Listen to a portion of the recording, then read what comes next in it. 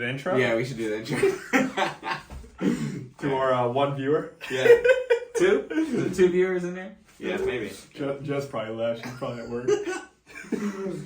Alright, guys. Hey, this is Carlos, this is Dylan, and this is Generation H. And today we're going to be talking about the 2020 through 2022 October market for the Richmond area, I guess. All of this information has been pulled directly from the MLS, so we have the most accurate data possible. And the reason that we did the month of October is because we're in the month of November now, so all the information for the month of October has already come out. It usually takes a day or two to like fully update and record everything. So everything is accurate and fresh off the press. So we pulled this off just so we can see what the story is. If you're in the real estate game at all, buying, selling, holding, whatever it might be, you've been going through the 2020 market, you've been going through the 2021 market, and now we're actually experiencing 2022 market, and we're feeling it, but not until you really put numbers to it. I feel like you really kind of get a story behind it. Right. Yeah. And also we're going live, so if you are in the chats, we will see if you write questions. So if you have any questions about anything we're talking about, go ahead and put them in the chat, and we will be posting this on YouTube under Generation Hustle. So subscribe, like, and comment, and do everything. Share, notification bell, the whole bit. And right now we have 1,300 viewers. 1,300 viewers. 1,400. Oh, 1,400. All right, 1,400 viewers. Awesome. All right, let's do it. All right, so first off, the most important metric that people like to go by is the median sales price. Median sales price is for the Richmond market in 2020 was 300K. 2021 was 319K. And in 2022, it shot up to 345K. So that's an 8% increase in 2022 versus 2021. Still substantial, I think. Usually real estate doesn't go up that high.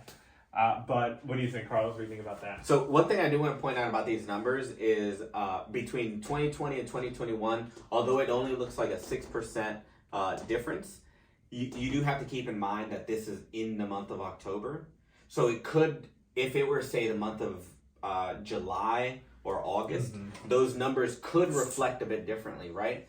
Because the numbers would be a bit higher. They could be 220,000 for 2020 and 235,000 for 2021 for those respective months, because they do fluctuate. Yeah, so you're talking about the year. You want to point out that is year-over-year data. This is year-over-year data. Comparing 1 year ago in October to October. Yeah, so this is year-over-year, month-over-month, not the full year over the full year. Got it. So 6% is a big jump. I would have probably expected for it to be a lot higher than that. But the market did start getting high towards the later half of 2020, getting hot. Yeah. 2020. Yeah. So 300K was probably starting to get really high on the market. Yeah. And that's why it's probably not as big from 20 to 2021. Yeah, that's true, because we did hit COVID in March. Yeah. Right? And people really kind of like fizzled out and got scared and everything, and then kind of like really started going in a little bit more aggressively in 2021. Money printers came out. Yeah. Interest rates went to zero, too. So that's another reason. So, right. And then from 2022 to 2020, 15% increase. That's significant. I mean, that's a $45,000 price adjustment essentially. I mean and we are the normal inflation numbers, or not inflation, but the normal appreciation numbers are usually what, 3 to 4% year over year. Yeah. So the normal appreciation of real estate. Yeah. Just in a traditional market, it's usually about 3%, right? So to go from this to 6%, that's double. Yeah. And then from there to there, it's almost triple. Yeah. What the normal thing is. So 15% is a big thing. So the next thing is new listings. So new listings, the month of October of 2020. I don't know how to feel about that. 2,534 listings. What do you think that's low? What do you mean? Yeah. I mean, I'm trying to remember the sentiment of people that had houses on the market when you had to wear masks and you had to, like, no one even really wanted to go out. It was still definitely low at that point.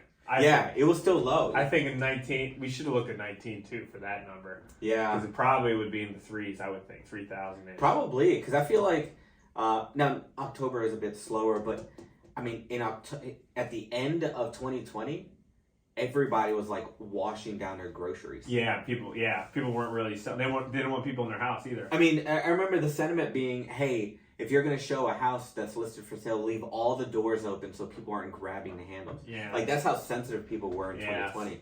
So that was interesting. And then here, in October of 2021, the listing went up to, the new listing numbers went to 2271. Went down. So it dropped. Down to 2,271. And it dropped 11.5%. Yeah. Wow. So 2020, 2,534 new listings in the Richmond, Virginia MLS.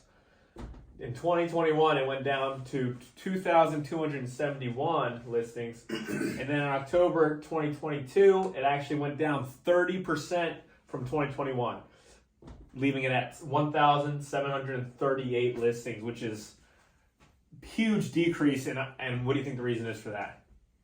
Ooh, I don't know. I mean, I think that at that point, people knew that if they're going to be listing their house, so people that are listing their house at this point in October of 2022, they're investors.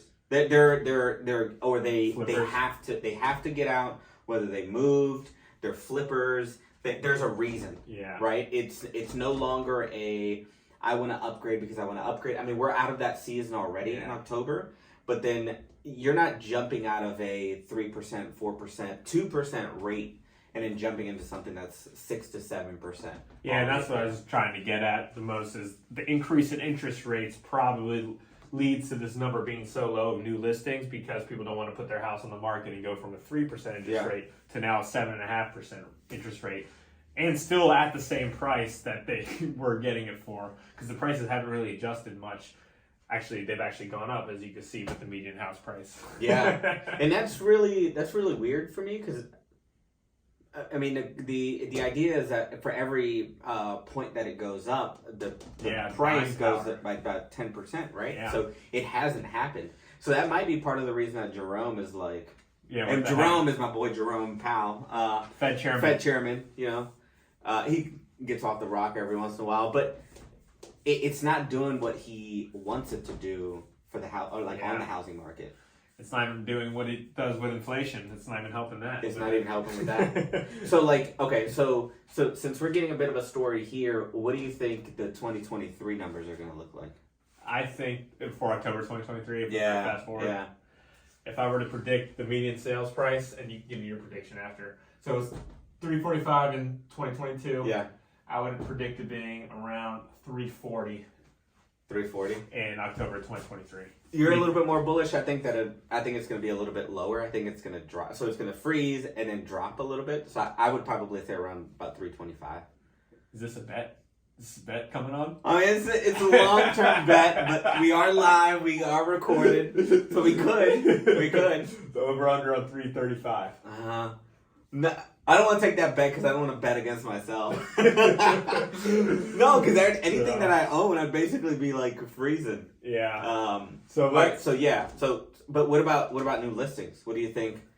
Do you think it's going to continue to go down? Because if rates continue to go up, this is going to be more and more stressed because you're going to do less sales, less flips. I'm going to do everybody who's been in the market that's now letting go of houses. That they started in April, they started in June, they started in July. They are no longer going to be selling in October of 2022. But for median sales to go down, there needs to be at least a little bit more new listings to curb the supply to make the. You think so? Demand. You don't think that the rate would be enough? It hasn't been.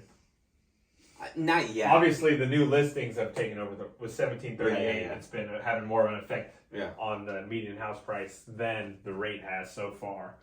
If I were to predict the new listings for 2023, I'd probably predict a little bit higher than 1738. You think a little bit more than 1738? Yeah, I actually think probably around 2000. Really? Yeah. What about you? You think less? Keep in mind, this is probably like an all-time history low. I would guess. But less and less people will move. So if rates continue to go up, and investors continue to get out of the market from flipping houses, you have two big markets that are basically walking away, getting out. Investors are getting out, so they're selling, right? Yeah, go up. Yeah, but I don't think that in October we'll still be seeing that. Yeah, maybe not. So what's your prediction? You think less? I still think less. Wow. Okay. Well, maybe we'll write all of our maybe down we'll write our predictions down. Yeah. Any questions that you guys have about these numbers or about our thoughts on something, just put it either on Instagram, put it on Facebook, and then we'll later have it on YouTube. Yeah. So you guys can write them all down. All right, now we're going to talk about homes for sale. This is the total amount of houses on the market and that have been on the market in October. We're going to for the market of Richmond, Virginia. For Richmond, Virginia, from in 2020, 2021, and 2022 for October. So in October 2020, there were 2,999 homes on the market. October 2021, there were 2,425 homes on the market. In October of 2022, it hasn't changed barely at all, with 2,423 homes on the market. That number's right, is it? 23%? 23% of that is 750. Doesn't seem like that. Yeah. So it's probably not 23.7%. Yeah. It's probably closer to like 20%. Maybe I messed up on that. It's like 20%. So right. Decrease of 20%, let's say, in homes on the market from October 20 to October 21, but no decrease from October 21 to October 22. Homes for sale. So homes for sale in the month of October in 2021 and 2022 have been the same, pretty much. Yeah, pretty much, give or take 2. So I don't know. What does that say? I think it's homes for sale. So less homes are being listed. Yeah. And more homes are for sale in October.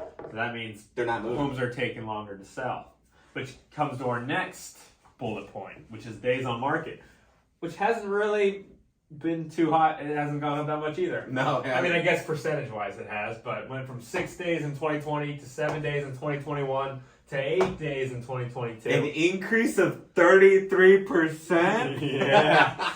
Man, I guess it is a kind of a big deal, but they don't have decimals on these, so you don't know with the rounding error on those. Yeah, 2 days, a 2-day increase, that doesn't feel like a whole lot.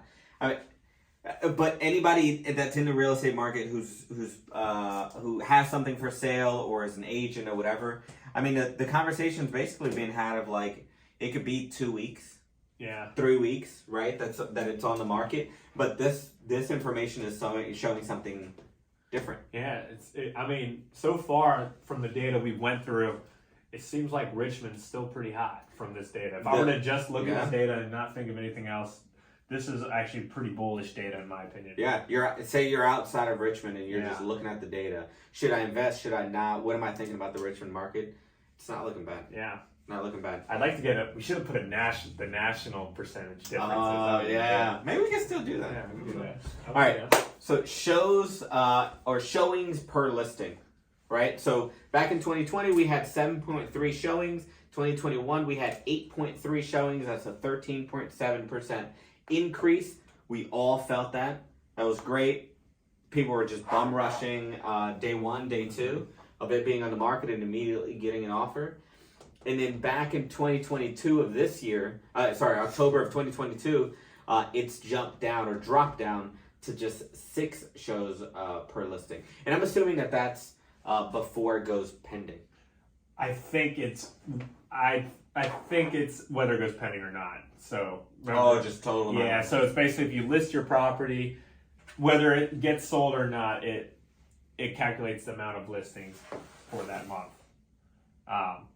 So shows per listing went down, which is obviously in 2021 we had a really hot market, so there were a lot of showings per listing. Now we're seeing it go down a little bit, so it went from 8.3 to 6, and so that'll bring. Unless you got a point on that, I'm gonna go to the close sales. I guess just kind of like my take on this and how you can combat it is just. If there's ever been a time for you to put money into, I won't say marketing, but into like good staging and good photos, this is it.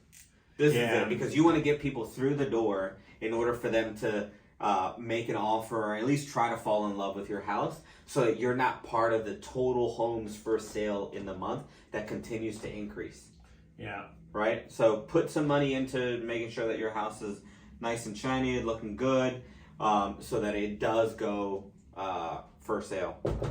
All right, closed sales. So these are sales that closed in the month of October. So basically, if you got it pending in November and it closed, pending in September and it closed in October, it will count as a closed sale in October, no matter when it was listed. So in October of 2020, closed sales were 2,297 homes. October 2021 were 2,132 homes. In October 2022 were only 1,617 homes. And that's a huge drop off, minus 30% from October 21, which is really insane to me. I don't think it's a good indicator of the demand, though. I know people like to use this to see how much demand. People say demand dropped by 30%. That's just, I don't think it's relevant because it all depends on the amount of supply that's on the market. Yeah. But as you can see, the homes for sale, actually this is what to look at. The homes for sale in October of 2021 were 2,425, and in October 2022 they were nearly the same. Yeah. And now you can see the closed sales dropped by 30%. Yep. Meaning that, houses are staying on the market a lot longer. They are staying on the market. Now, these two numbers do reflect different times of the sale cycle of the house, right? Like these are homes for sale that are on the market on these months. These are the ones that have already closed. So this more reflects kind of like the previous month, and it just happens to like close in October. But this is still, I mean, even that being the fact, these are still very relative numbers. Yeah. I mean, it still shows a very clear distinction between like where it's going. It almost feels like a fork, right? Where these numbers continue to go up and stay up, and then these numbers are starting to go down. So if the pace continues, right, we'll continue to have, I mean, if we're only closing like an 800 house difference, there's going to continue to be more supply added. Yeah. You add 800 to this is 3,200. Yeah. I mean, that's more than that's like 15%. So you continue to compound that month over month because these aren't moving at all. Mm-hmm. It's going to not destroy the market, but like it's going to make it go back to like a normal market a lot sooner. Yeah, because there'll be a lot more homes for sale, meaning more people or less people. A lot more homes for sale, so a lot of the buyers have more to choose from. Yeah. Therefore, your house staying on the market, and you get better prices as the buyer. Exactly. Yeah. So, I guess the next conversation that be had, and there was another video that we were going to talk about. I don't know. Do you want to get into national? We could do national. Whether you buy or not. Buy or wait. Right. Okay. All right. So separate video. Yeah, we could do that. Yeah, we could do another separate video. Okay. All right. All right. All right, bye guys. No, I'm just kidding. All right. Well, that was the video on the market. I hope you got a lot of good data out of that. This is the Richmond MLS month over month for October because the numbers just came out. I think we're going to continue to go live on these two, right? Sure. And then we'll just start a new video on that one. Okay. All right.